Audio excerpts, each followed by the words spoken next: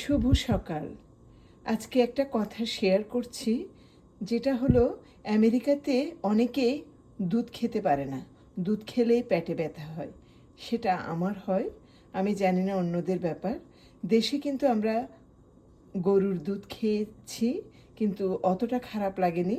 তাই এখানে যদি দেখেন যে কেউ হোল মিল্ক খেতে পাচ্ছেন না অথবা 2% লেস, সেটা খেলেও খারাপ লাগে, তাহলে চাইলে অ্যালমন্ড মিল্ক খেতে পারেন আপনারা।